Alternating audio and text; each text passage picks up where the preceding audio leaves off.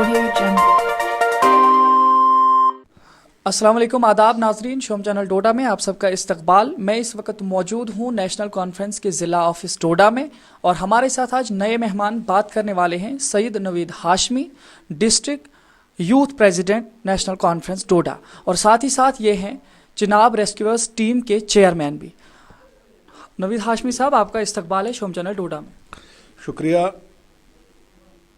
Shubham channel का, जिनने मुझे इस लायक समझा कि मैं चंद बातें अपनी आपके सामने रखूं और अपने लोगों का भी जो मुझे इस वक्त सुनेंगे। Thank you. चूँकि आजकल डीडीसी इंतखाबात हो रहे हैं हाशमी साहब, तो मैं आपसे सीधा डीडीसी इंतखाबात के हवाले से पहला क्वेश्चन करूँगा। डीडीसी की इंतखाबात के हवाले से जो सूरत हाल इस वक्त नेशनल कॉन्फ्रेंस की है, कांग्रेस या बीजेपी या जितनी भी तंजीमें यहाँ पे हैं, तो आपको क्या लगता है नेशनल कॉन्फ्रेंस की सूरत हाल क्या है?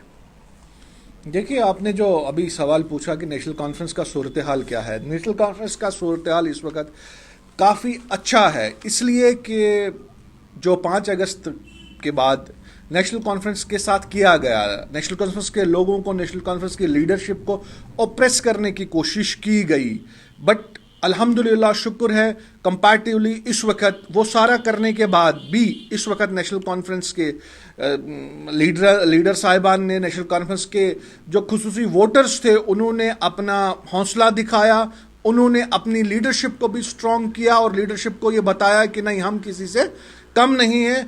इसलिए उन्होंने आगे बढ़ चढ़ के पूरा तन मन धन से काम किया इस इलेक्शन के लिए, इसमें कामयाबी हासिल करने के लिए, और इंशाल्लाह मुझे लगता है कि रिजल्ट्स भी काफ़ी अच्छे होंगे। हाशमी साहब, आप बताइए, जिस तरीके से सियासी एतबार से नेशनल कॉन्फ्रेंस की खामोशी रही, तो आज डीडीसी इंतखाबात में किस नहज पर नेशनल कॉन्फ्रेंस अपने आप को समझ रही है? देखिए, आपका बहुत खूबसूरत सवाल है कि खामोशी रही, बट ये खामोशी कहीं ना कहीं सेंट्रल गवर्नमेंट की कराई हुई खामोशी थी, ये भारतीय जनता पार्टी बीजेपी कराई हुई खामोशी थी, ये खामोशी हमने नहीं की थी। 5 अगस्त तक हमारी सारी लीडरशिप बाहर थी, सारे लोग आराम से चल रहे थे, एंड दैट टू हम बड़ा कॉन्स्टिट्यूशनली लीगली हिंदुस्तान के साथ थे या सेंटर के साथ थे।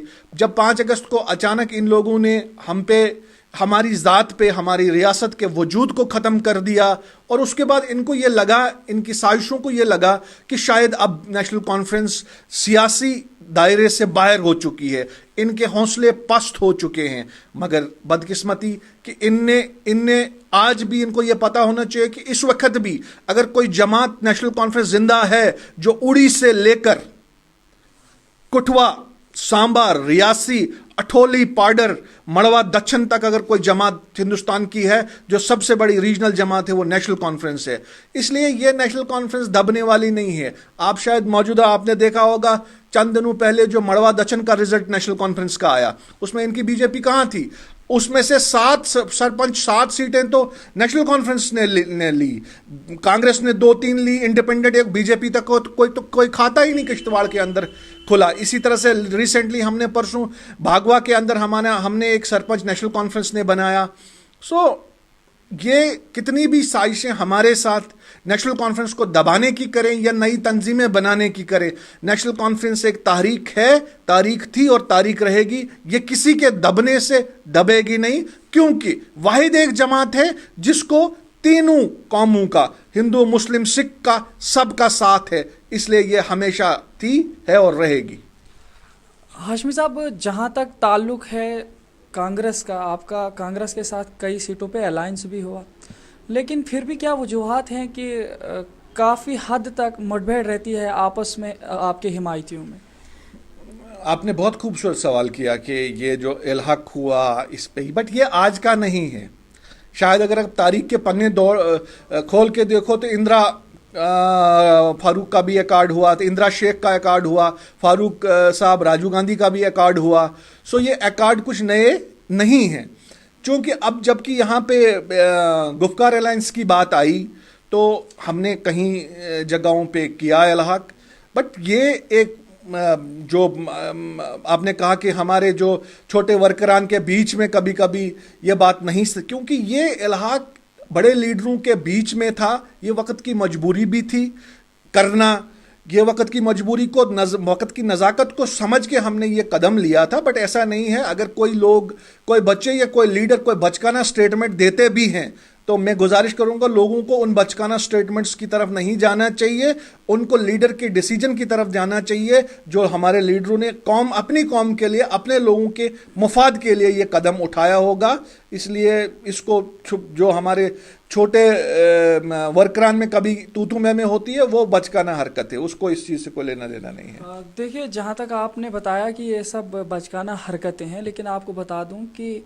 कांग्रेस का ये कहना है कि जो इस वक्त नेशनल कॉन्फ्रेंस को वोट देगा जहाँ पे अलायंस नहीं हुआ है, इसका मतलब वो कहीं ना कहीं तफरकोबाजी को वोट दे रहे हैं। और साथ ही साथ उन्होंने ये निशाना भी साधने की कोशिश की कि वो डायरेक्टली वोट बीजेपी को पड़ता है, चूंकि नेशनल कॉन्फ्रेंस जानती है वो नहीं जीत पाएंगे, लेकिन फिर भी जो है वो आड़ बनते हैं कांग्रेस की जीत में, जिसकी वजह से जो है बीजेपी शायद सीट ले सकती है। आपको क्या लगता है, सच में अब आड़ बनते हैं कांग्रेस के लिए? देखिए, मैंने पहले ही बोला कि तारीख गवाह है इन दोनों पार्टियों के क्या कहते हैं, इसके इलाहाक की, क्योंकि ये नया नहीं है। आज भी अगर हम समझते हैं कि कांग्रेस को ये स्टेटमेंट देने के पीछे कोई मजबूरियां शायद हो सकती है, क्योंकि आज का इलेक्शन जो नेशनल कॉन्फ्रेंस लड़ रही है वो सिर्फ और सिर्फ 370 और 35A के एजेंडा पे लड़ रही है। अगर हमारे ज्यादा से ज्यादा सीटें आती, हमारे चेयरमैन बनते हैं, तो कॉन्स्टिट्यूशनली हम ये फाइट शायद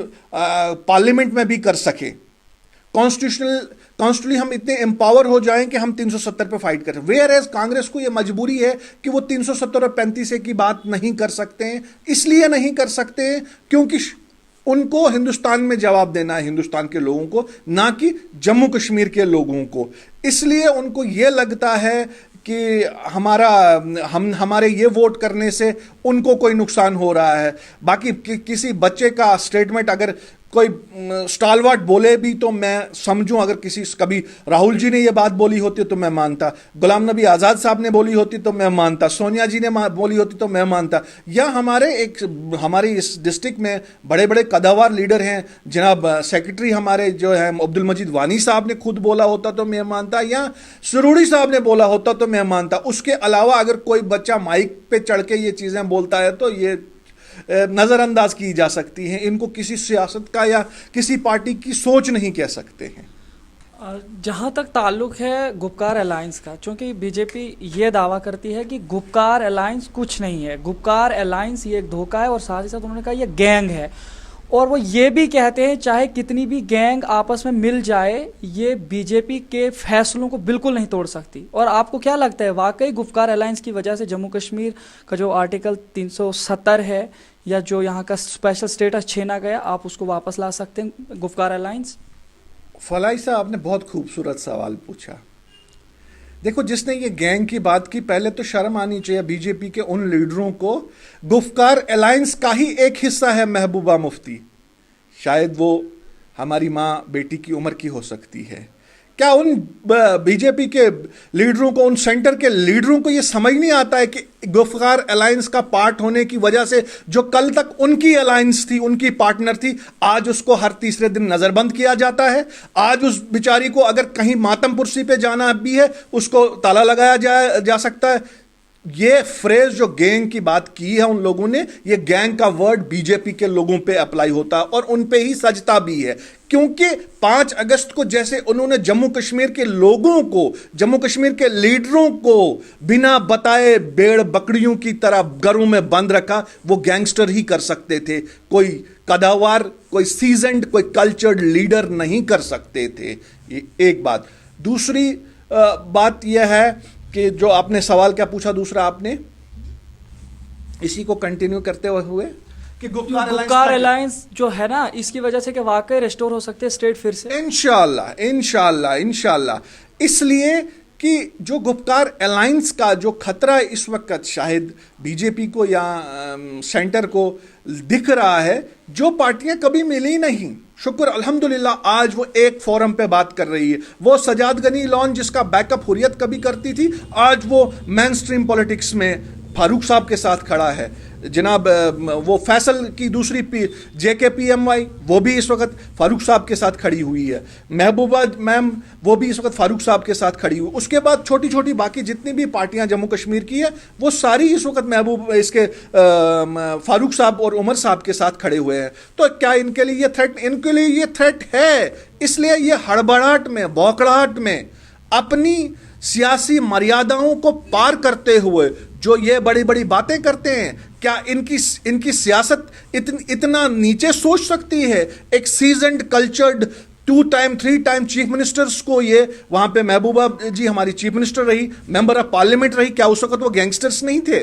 उमर साहब हमारे फॉरेन मिनिस्टर रहे हिंदुस्तान के, वो गैंगस्टर नहीं थे उस वक्त जो बीजेपी की हुकूमत में वो लीडर थे?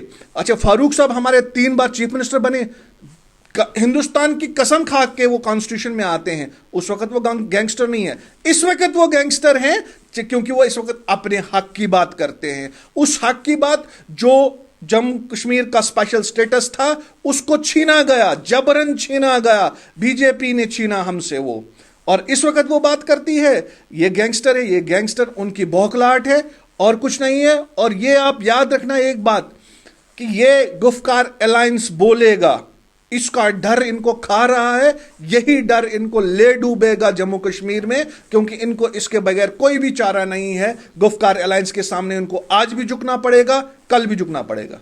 और जहाँ तक आपने बताया कि बीजेपी जो है इस वक्त गुप्कार अलायंस की वजह से बौखला गई है, लेकिन बीजेपी का तो दावा है कि जब से आर्टिकल 370 यहाँ पे टूटा और 35 स्पेशल स्टेटस जब यहाँ से छीना गया तो उसकी वजह से जम्मू कश्मीर में बीजेपी की वजह से तरक्की हुई। साथ ही साथ उनका यहाँ पे स्पोक्स पर्सन जब परसों आए सईद शहनवाज हुसैन, तो उन्होंने यहाँ तक भी कहते हैं, हमारे ज़िला डोडा के हवाले से उन्होंने कहा कि यहाँ पे अगर कुछ भी तरक्की हुई है वो सिर्फ मोदी सरकार में हुई है।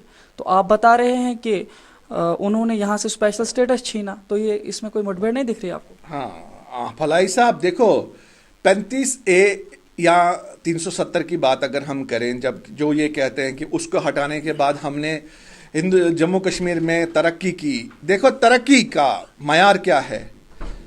370 से पहले हमारा एक नेशनल फूड सिक्योरिटी एक्ट आया था जिसको फारूक उमर साहब ने रिजेक्ट किया था। उस नेशनल फूड सिक्योरिटी एक्ट में ऐसा था कि हमारे गांव के लोग, क्योंकि हम दिल्ली, बॉम्बे, पंजाब जैसी जगहों पे नहीं रहते हैं कि नदी नालों से पानी आता और फसल बनती है। इस वक्त भी अगर पूरे टोपोग्राफी देखें आप जम्मू डोडा डिस्ट्रिक्ट की, तो बारिश पड़ती है तो लोग राशन खाते हैं, अगर बारिश नहीं पड़ेगी तो उनको पास कोई फसल नहीं होती। उन सारी चीज़ों को मद्देनजर रख के उन्होंने वो नेशनल फूड सिक्योरिटी एक्ट को रिजेक्ट किया था। इसलिए रिजेक्ट किया था कि एक घर 35 किलो राशन लेता था ₹200 में, और आज वही राशन घटा के, बदकिस्मती देखो, एक घर 5 किलो राशन लेता है ₹10 में, इसमें कोई शक नहीं है, मगर 35 किलो से ₹10 पे उसको लाया। इसलिए लाया कि वो 25 किलो का राशन बड़ी बड़ी फर्मों से, बाजार से ले और 5 किलो उसको गवर्नमेंट दे। उसके बाद देखो उनका दूसरा एहसान क्या है हम गरीब लोगों, जम्मू कश्मीर के लोगों पे, हमें चीनी मिलती थी, जबकि हिंदुस्तान इस वक्त नंबर 2 लार्जेस्ट सेलिंग शुगर है इस वक्त हिंदुस्तान के पास। हमें शुगर मिलती थी ₹13 किलो। मेरे गांव का आदमी, मैं परसों कैंपेन करने गया, मैंने किसी से चाय मांगी, उन्होंने चाय में गुड़ डाल के मुझे पिलाया। मैंने पूछा मासी ये क्या? बोला फारूक साहब, उमर साहब के वक्त में चीनी हमको मिलती थी 2-2 किलो AAY में ₹30 की, आज वही चीनी हमको बाजार से ₹100 की खरीदनी पड़ती है। हुई दूसरी डेवलपमेंट। तीसरी डेवलपमेंट देखो क्या है, मेरे बच्चे को, मेरे गरीब बच्चे को इस वक्त पूना के, हैदराबाद के, बेंगलोर के आदमी से कंपीट करने पड़ रही है नौकरी के लिए। क्या हम कर पाएंगे? जहां पे नेट ही नहीं चलता है, पूरी दुनिया की इकोनॉमी नेट पे चल रही है, और हमें खुसूसन जम्मू डिवीजन के लोगों को, अगर ये इनका ये कहना, अगर ये पार्शलिटी नहीं है तो क्या है? अगर कश्मीर में मिलिटेंसी है, अगर कुपवाड़ा में मिलिटेंसी है, अगर उड़ी में मिलिटेंसी है, डोडा, भद्रवाह, किश्तवाड़ में अगर ये कहते हैं यहां मिलिटेंसी नहीं है, तो हमारे पास 4G क्यों नहीं है? जम्मू के लोगों को 4G क्यों नहीं मिल रहा है? जो बच्चे KS की ट्रेनिंग करते हैं, IAS की ट्रेनिंग करते हैं, बाकी पढ़ाइयां करते हैं, उनको क्यों नेट से महरूम रखा गया है? ये देखो, ये चौथी डेवलपमेंट है बीजेपी के ड्यूअल नेचर की। नंबर 5, अब देखो आप, इन्होंने नया ड्रामा क्या खड़ा किया? नया ड्रामा ये है कि डेवलपमेंट मुझे बताओ कौन सी डेवलपमेंट क्या कहते हैं पिछले 5 अगस्त से हुई है? कोई आया दिख रहा है कुछ? जो प्रोजेक्ट्स पिछले सेंट्रल गवर्नमेंट के चल रहे थे फारूक साहब के टाइम पे, उन्हीं प्रोजेक्ट्स को ये रिबन काट के बोलते हैं हमने डेवलपमेंट की। न तुम लोगों ने यहां पे, ना इन लोगों ने कोई इंफ्रास्ट्रक्चर बनाया। अगर मेडिकल कॉलेजेस की बात करें तो वो कांग्रेस के दिए हुए थे, इन लोगों ने सिर्फ उनके रिबन काटे। अगर सड़कों की बात की जाए, अगर नाशरी टनल की बात की जाए, इन्होंने टनल के सिर्फ रिबन काटे, उसकी नींव कांग्रेस और नेशनल कॉन्फ्रेंस ने डाली थी। अभी नेशनल हाईवे की बात देखो आप, जो नेशनल हाईवे जम्मू से शुरू होकर श्रीनगर में खत्म होती है, हमसे रोड टैक्स लिया जाता है 2-2, 3-3 सौ रुपए, और सड़क कहां से बनती है? उधमपुर से बांग तालाब, क्या कहते हैं, नगरोटा से उधमपुर तक, और टैक्स मैं देता हूं श्रीनगर का। और उसके बाद आप श्रीनगर की सड़क की, नेशनल हाईवे की हालत देखिए। अब इस सीजन में सड़कों में 5-5 दिन लोग रहते हैं जम्मू कश्मीर की नेशनल हाईवे पे। क्या वो डेवलपमेंट है? किस चीज की, कौन सी डेवलपमेंट की ये बात करते? इन्होंने हमें गहरी खाई में धकेल दिया है। देखिए हाशमी साहब, बता दूं, जहां तक तरक्की का सवाल है या डेवलपमेंट का सवाल है, जब बीजेपी के नेताओं से ये बात पूछी जाती है कि आपने क्या किया, तो आमतौर से या तो वो ये बताते हैं कि उन्होंने डेवलपमेंट की, या वो ये सवाल पूछते हैं कि आप मुझे बताइए पिछले 70 साल में नेशनल कॉन्फ्रेंस की या कांग्रेस की या दूसरी तंजीमों की सरकारें उन्होंने क्या किया। तो मैं आपसे पूछना चाहता हूं, नेशनल कॉन्फ्रेंस ने अपने दौर हुकूमत में क्या किया? बहुत खूबसूरत सवाल फलाई साहब, और शायद मुझे लगता है कि ये न्यूज बीजेपी के वो कदावर लीडर भी देखनी चाहिए जो ये मैं बताने जा रहा हूं। 1975 में नेशनल कॉन्फ्रेंस वजूद में आई, हमारा चीफ मिनिस्टर बना। इस वक्त भी नेशनल कॉन्फ्रेंस की मैं बता रहा हूं, नेशनल कॉन्फ्रेंस की देन, नेशनल कॉन्फ्रेंस की नंबर 1 देन स्किम्स देखो, शेर Kashmir institute of medical sciences Srinagar. जो ट्रीटमेंट्स वहां पे होते हैं वो आज भी हिंदुस्तान के किसी आला हॉस्पिटल में नहीं होते हैं। उस हॉस्पिटल को बनाने के लिए शेख साहब ने अपनी जाती जमीन दी और अपनी मौजूदा हुकूमत में उसको बनाया, एक ऐसा नमूना बनाया जो पूरे हिंदुस्तान के सामने है। हुई एक बात। दूसरी बात आप देखिए, जो आरएसपुरा के हमारे अंदर एग्रीकल्चर यूनिवर्सिटी है, वो देन शेख साहब की है। उसके बाद मेडिकल कॉलेज जम्मू, वो देन शेख साहब की है। मेडिकल कॉलेज श्रीनगर, वो देन शेख साहब की है, नेशनल कॉन्फ्रेंस की है। उसके बाद जो ये जो बीसी रोड है, इसको कहते थे बानिहाल कार्ट रोड, वहां घोड़ा गाड़ी चलती थी। इस वक्त 2014 में बीजेपी आई ना सेंटर में, इधर क्या कहते हैं जम्मू कश्मीर में, बट तब तक जम्मू कश्मीर में क्या कहते हैं, ऐसी तरक्की का नमूना था कोई सोच भी नहीं सकता है। आप नेशनल हाईवे की बात करते हो, आप हाईवे, ये नेशनल हाईवे किसने बनाई? ये रोड कनेक्टिविटी इस वक्त अगर 90% जम्मू कश्मीर में है, ये किसने बनाई? लेकिन बीजेपी का दावा है और कांग्रेस का भी दावा है। बीजेपी ने ये कहा कि जो डोडा का गवर्नमेंट मेडिकल कॉलेज बना वो बीजेपी ने बनाया। कांग्रेस का दावा है कि वो कांग्रेस ने बनाया। नेशनल हाईवे टनल जो इस वक्त नाशली का टनल है, उसके लिए बीजेपी ने कहा कि वो उन्होंने बनाया। साथ ही साथ जो है उसमें कांग्रेस कहती है वो उनका प्रोजेक्ट था। तो आप बता रहे हैं ये नेशनल कॉन्फ्रेंस का। आपको नहीं लगता है कि यहाँ पे आवाम गुमराह हो रही है? नहीं, मैंने मेडिकल कॉलेज जम्मू की बात की फलाई साहब, मैंने डोडा की नहीं की। मैंने मेडिकल कॉलेज श्रीनगर की बात की, वो मेडिकल कॉलेजेस जो आज से 30 साल पहले बने हैं। मेडिकल कॉलेज जम्मू बख्शीनगर की मैं बात करता हूं, वो आज के दौर का नहीं है। मेडिकल कॉलेज श्रीनगर की बात करता हूं, ये आज के दौर का नहीं है। स्किम्स को जो इस वक्त सौरा इंस्टीट्यूट है, ये नेशनल कॉन्फ्रेंस शेख साहब ने खुद जाती पैसे से बनाया।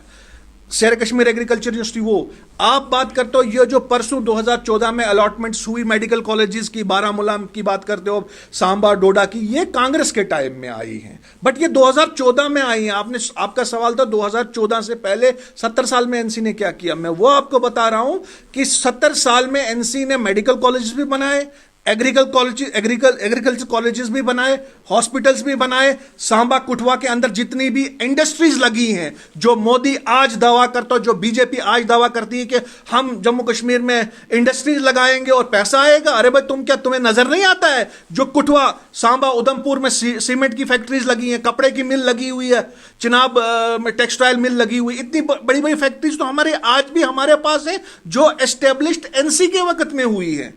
तो क्या वजह रही फिर भी नेशनल कॉन्फ्रेंस इतनी बैक चली गई सियासी एतबार से, और बीजेपी जो है सत्ता में आई, कांग्रेस सत्ता में आई, इतनी तरह के आप गिनवा रहे हैं, तो फिर क्या वजह रही कि नेशनल कॉन्फ्रेंस वापस चलेगी बैक? इसका खूबसूरत जवाब है फलाई साहब, जो भी चीज बहुत ऊपर जाती उसको एक दिन नीचे आना पड़ता है।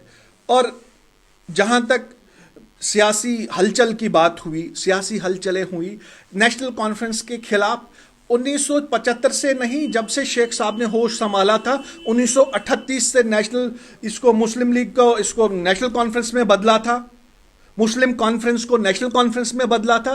तब से ही शेख साहब पे और नेशनल कॉन्फ्रेंस के साथ साजिशें की जा रही थी और उन साजिशों का यह नतीजा हुआ कि कहीं ना कहीं किसी मोड़ पे वो साजिश करने वाले कामयाब हो गए और नेशनल कॉन्फ्रेंस को बैकफुट लाया गया। मगर मैं हुसूक से कहता हूं इस वक्त भी फलाई साहब, अगर, और मैं चैलेंज करता हूं भारतीय जनता पार्टी को, इस वक्त भी जम्मू कश्मीर के किसी भी कोने में जाओ, वहां उनको हल भी दिखेगी और बिना मजहब व मिल्लत हल वाला एनसी वाला भी दिखेगा। अगर इस जम्मू कश्मीर का सियासी शऊर किसी ने लोगों में लाया था, वो मरहूम शेख मोहम्मद अब्दुल्ला शेर कश्मीर था। और अगर इस स्टेट का किसी ने सियासी शऊर शक्ल बनाई थी तो वो नेशनल कॉन्फ्रेंस थी भी, है भी और आज अभी भी है। और इसी चीज का डर इस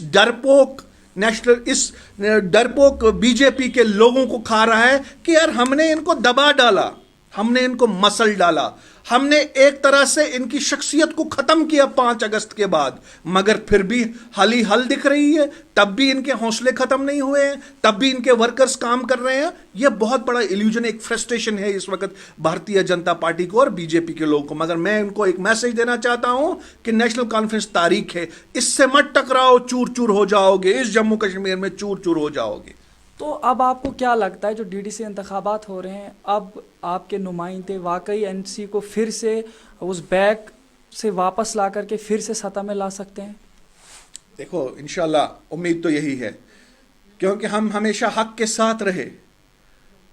ये जुल्म जबर जो नेशनल कॉन्फ्रेंस के साथ किया गया, ये जम्मू कश्मीर के लोगों के साथ किया गया, इसके हकदार हम नहीं थे। कम से कम नेशनल कॉन्फ्रेंस ने एक बहुत बड़ा मैंडेट हिंदुस्तान को दिया था।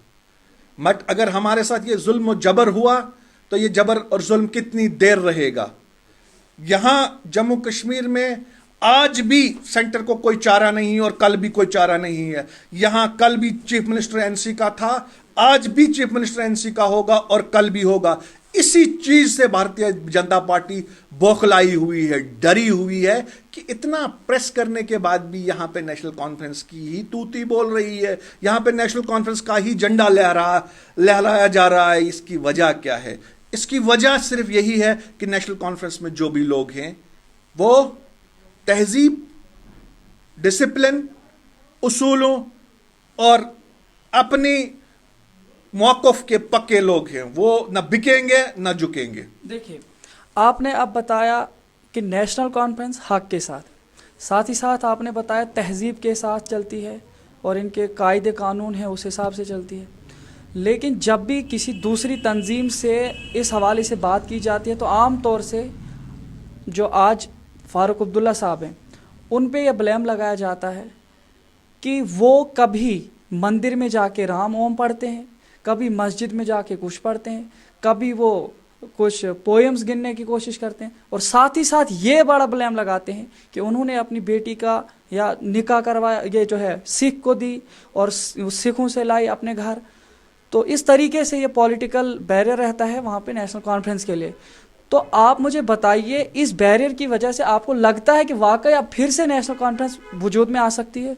देखिए, मैं आपको एक पहली बात बताऊं, ये कि ये कोई बैरियर नहीं है, इसलिए कि ये फारूक साहब का या उमर साहब का उनका जाती मसला है। कोई किसी को बेटी देता है, कोई किसी से बेटी लेता है, ये उनका जाती मसला है। बट अपोजिशन ने हमेशा इस मसले को बहुत उलझाया। फलाई साहब, हर आदमी की, चीफ मिनिस्टर फारूक अब्दुल्ला की अपनी एक जाती जिंदगी है ना, वो भी किसी का खावंद है, वो भी किसी का बाप है, वो भी किसी का दादा है। उस जिंदगी को हमेशा पॉलिटिकलाइज किया गया, उस जिंदगी को हमेशा सियासत में डाला गया। देखो, जहां तक सियासी कद की बात है वो अलग चीज है, उससे एकदम निकल के एक सेकुलरिज्म की बात भी आती है इसमें। अगर हम इसको सेकुलरिज्म के नुक्ते नजर से भी देखें तो ये सेकुलरिज्म की सबसे बड़ी मिसाल है। ये चीज सेकुलरिज्म की सबसे बड़ी मिसाल है। बट अगर आप सेकुलरिज्म को भी नहीं समझ पाते हो तो ये उनका एक अपना जाती मसला है, उसमें हमें जाने की कोई जरूरत नहीं है कि अलके आडवाणी का दामाद मुख्तार अब्बास नकवी है या क्या कहते हैं शाहनवाज हुसैन है। हमें क्यों उसमें जाना है? देखने की बात यह कि वो लीडरों का बहरहाल ये भी इंसान होते हैं ना, ये इनका अपना पर्सनल एस्पेक्ट है। अब रही बात उसकी कि क्या वो चीजें हमें डेंट करती है, हमें डेंट नहीं करती हैं। इसलिए नहीं करती हैं कि फारूक साहब जैसा लीडर जो है वो एक बिंदास लीडर है। उसको शायद ये समझ आता है कि मेरे जम्मू के लोग भी मुझसे खुश रहने चाहिए। अब अगर आप सियासत एक तरज पे चलाओगे तो वो तो फेनेटिज्म बन जाएगा। इसलिए अगर हम सेकुलरिज्म का दावा करते हैं तो हमें एक सेकुलर सोच को लेके चलना है। और अगर सेकुलर सोच में फारूक अब्दुल्ला जम्मू में जाके मंदिर में जाता है तो उसका अपना एक पर्सनल एस्पेक्ट है, उसमें मैं डिबेट नहीं कर सकता हूं या आप डिबेट नहीं कर सकते हो। तो आप बताइए, अब जो डीडीसी के इंतखाबात हो रहे हैं, चूँकि ये उतने बड़े लेवल के इंतखाबात तो नहीं हैं, डिस्ट्रिक्ट के इंतखाबात हैं, लेकिन बीजेपी के यहाँ पे अजीम रहनुमा आ रहे हैं, डोडा का दौरा कर रहे हैं।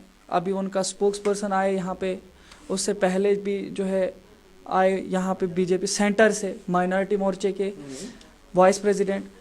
तो आपको क्या लगता है जो गुपकार अलायंस हुआ है उसकी वजह से बीजेपी को खतरा लग रहा है, या कि वो पार्टी को और पार्टी के रहनुमाओं को मजबूत करने के लिए सेंटर से अपने रहनुमाओं को भेज रहे हैं यहाँ पे? देखिए, जहां तक आपने बात की खतरे की, खतरा तो उनको लग रहा है, ये आया है खतरा। इसलिए उनको लग रहा है कि उनको पता है कि उन्होंने जो यहाँ 2014 के बाद वादे किए थे लोगों के, उनमें वो फेल हो चुके हैं।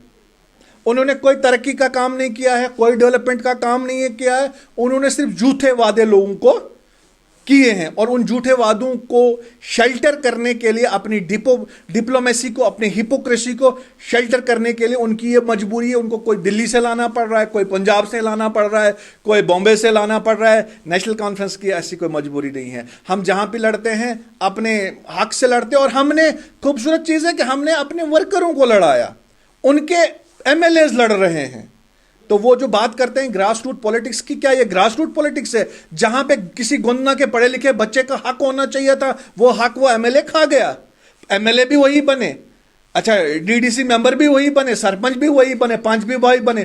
तो हक की बात कहां करते हैं वो लोग? उनको तो शर्म आनी चाहिए ये ग्रास रूट पॉलिटिक्स इसको कहने के। ये ग्रास रूट पॉलिटिक्स है। मरमत से भी वो खुद ही उठा। क्या मरमत में कोई बच्चा पढ़ा लिखा नहीं था? क्या मरमत में लोग नहीं रहते? चलो मुसलमान को नहीं देना था, किसी हिंदू को ही देते वहां से। सारी चीजें वो घर में ले जाएंगे। नेशनल क्या कहते हैं उसका वो जी रोड बन रहे हैं उनके, एनएचडीसीएल का आपको पता है, मैं आज खुलासा करूं उसका मालिक कौन है? उसका मालिक नितिन गडकरी है। पूरे हिंदुस्तान में सड़कें बना रहे हैं नितिन गडकरी, और बेवकूफ किसको बना रहे हैं? हिंदुस्तान के लोगों को। और ईमानदारी के नारे देते हैं, ये ईमानदार होते हैं। एमएलए भी यही, सरपंच भी यही, पंच भी यही, प्रभारी भी यही, एमपी भी यही। तो ग्रास रूट पॉलिटिक्स कहां है? यहां पे जम्मू कश्मीर के लोगों का बिना मजहब मुल्क मेरे हिंदू भाइयों का इस्तेमाल किया जा रहा है, और इसकी सजा उनको मिलेगी, मिली भी है और आगे भी मिलेगी। हाँ, अब आप ग्रास रूट डेमोक्रेसी के बारे में बात कर रहे थे, लेकिन यहाँ पे अब वोटरान के हवाले से एक सवाल रहेगा मेरा आखिरी, चूँकि काफ़ी सवालात और जवाबात हमारे हो चुके हैं।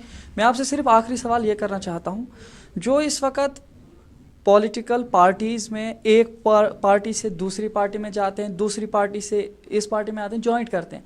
आपकी नेशनल कॉन्फ्रेंस में भी काफ़ी लोग आए और आपकी नेशनल कॉन्फ्रेंस से भी काफ़ी लोग भागें, तो क्या वो यकीनी है या वो दिखलावा है या वो किसी ज़ाती मफाद की बुनियाद पर अदल बदल कर रहे हैं? आपको क्या लगता है? देखिए, जो आपने ये बात बोली, ये अदल बदल, तो मैं इसमें एक ही बात बोलूंगा, अदल बदल करने वाला कोई लीडर हो ही नहीं सकता है। वो लोग कुछ ऐसे लोग, मफाद पसंद लोग होते हैं, जिनको यहां से नहीं मिलता है वहां चले जाते हैं, वहां से नहीं मिलता है तो यहां चले जाते हैं। जो लीडर होगा, जो पॉलिटिशियन होगा, जो सियासत करता होगा, जो सियासत जानता होगा, उसको अगर एक जमात में सारी उम्र भी रहना पड़े तो वो अपने उसूलों से कभी हटेगा नहीं। बट ये अदल बदल करने वाले सौदागर होते हैं। इसलिए मैं लोगों को भी कहता हूं, उनसे होशियार रहो। आप जैसे पढ़े लिखे जर्नलिस्ट को भी कहता हूं कि उनका कोई ईमान नहीं होता है। जी नाज़रीन, बिल्कुल। तो हमारे साथ बात कर रहे थे आज district youth president National conference के सईद नवीद हाशमी जी। तो काफ़ी सारे सवालात इन पर थोपे गए और इन्होंने काफ़ी हद तक जवाब देने की कोशिश की है। मुझे उम्मीद है ये हमारे नाजरीन और साथ ही साथ DDC इंतखाबात के हवाले से हमारे आवाम के लिए मुफीद साबित होंगे। फिलहाल बने रहे शुम चैनल डोडा के साथ। अपने मेज़बान इदरीस फलाई को दीजिए इजाज़त। खुदा हाफिज़।